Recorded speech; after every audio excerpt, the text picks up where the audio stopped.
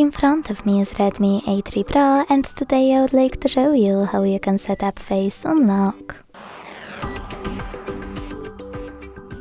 Begin by opening settings and scrolling down to access fingerprints, face data and screen lock. Then you need to click on face unlock over here. Enter your current login method, hit start at the bottom, wait 5 seconds and tap on next. Remember to keep your face in frame and follow all of the instructions from your screen.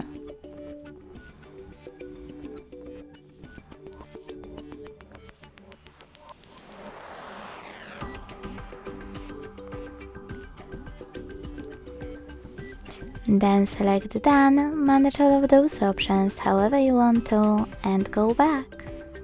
So now, when I switch off my screen and turn it back on, I can see that face unlock is working properly. Thanks so much for watching. If you enjoyed this video, leave a like, comment and subscribe. Bye!